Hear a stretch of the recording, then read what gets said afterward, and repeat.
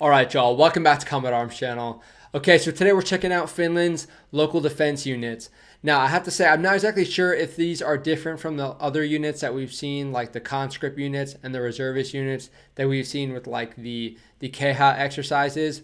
But looking at the description of this video from the Finnish Defense Forces YouTube channel, I guess there's like a bunch of like local battalions that have a specific like area of responsibility for certain areas of Finland. I'm not exactly sure like how big these areas are, like if a battalion is for like one specific city. So if you guys could provide some insight as far as like maybe how many battalions there would be or like what their area of responsibility is, then I'd appreciate it. But this video is about 3 minutes long and it's got English subtitles, so that's awesome as far as me understanding a little bit more of what they do and how they do everything and also how they're organized. But yeah, I'm excited to check it out, learn a little bit more about these units specifically, because again, we've seen them doing operations, but we never actually got a good description of what they do and generally what they are. So before we start, feel free to check down below. If you guys aren't subscribed, I would definitely appreciate it. It really helps me out as far as like understanding what y'all are interested in, as far as what units, what military operations, or any historical stuff you'd like me to check out.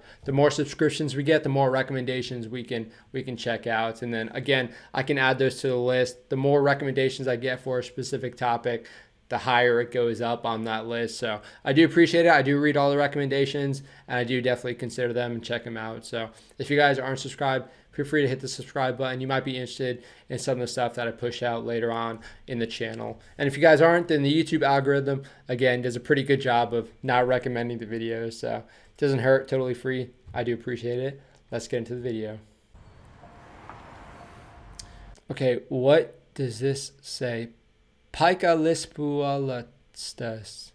Paikallispuolustus. That's really hard for me to say. It's got like every vowel and a million syllables to it. I guess this is a region of Finland, so I'll have to check out and see where this is actually located at. But holy cow.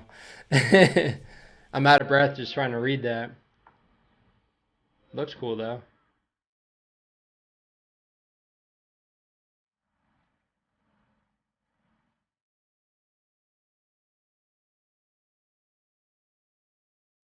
Finland just looks so cool though.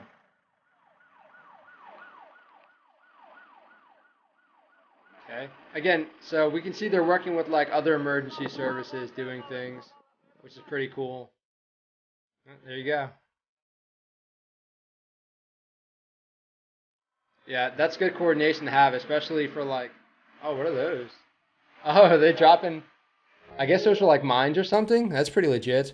I know a lot of y'all were telling me, like, I forgot what you were saying specifically. You were saying like a lot of boats or even like cruise ships or something have the ability to drop mines, I think. I know you guys were saying that a lot of like the civilian infrastructure is set up in a certain way to allow the military to use things a little bit better. Like I've seen it with the roads, like the military does a cool job of like landing the jets and the planes on like highways and stuff. So there's a lot of coordination going on, but I think you guys do a good job of just setting the infrastructure up to be used for the military for like advantageous reasons that the enemy might not know about. Pretty cool though. Okay, a little time lapse. I like it.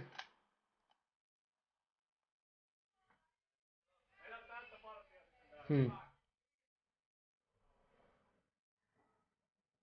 Nice. Who are those guys? They look freaking sick.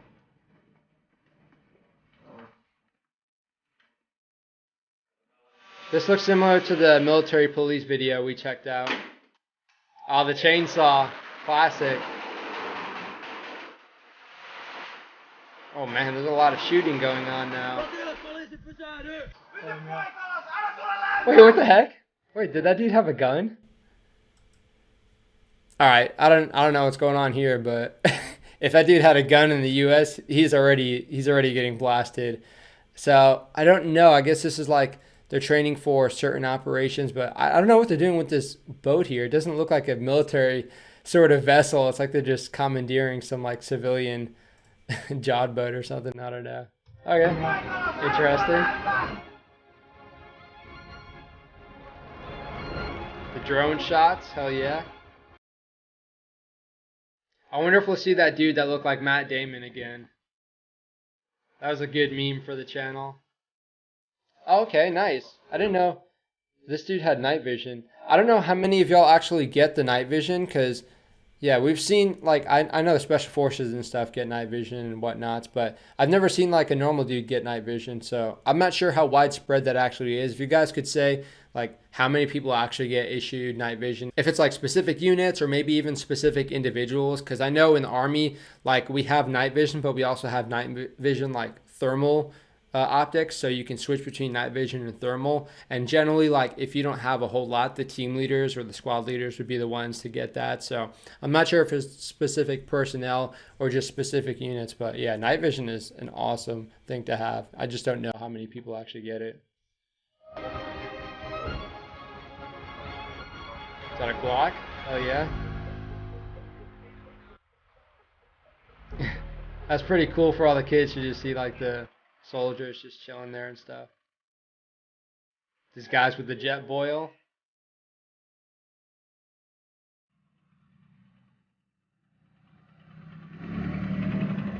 There we go.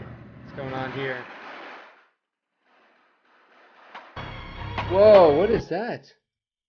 Is that just like a super old rifle? I've never seen this rifle at all. It looks like he's got a brass collector. Do y'all like wear those for like training? I've seen a few people actually using these. Now, I can imagine that you would wear that for specific areas that you're training in. So if you're like training in a school that's actually normally used, or maybe even a supermarket or something, yeah, of course you're going to go around and pick up your brass, but maybe sometimes you'll miss a piece and maybe you'll get in trouble. But yeah, I'm not sure if that's for specific areas where you really need to make sure you're not leaving any brass behind. But yeah, that weapon looks freaking ancient, and that stock just looks like it looks like a modification. It's like some Mad Max looking thing. But I like it. It's cool. But I can imagine, and I've also seen it where the National Guard in the U.S. and also our reservists don't get the most funding. So a lot of times they will have older weapons. Like sometimes you'll see them with like M16 A2s with no bluing left on the rifle. So it makes sense for some of the older units or smaller units to not get the newer stuff. But yeah, that thing just looks like badass.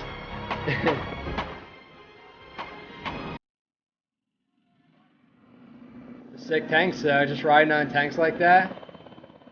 You probably never see that in the U.S.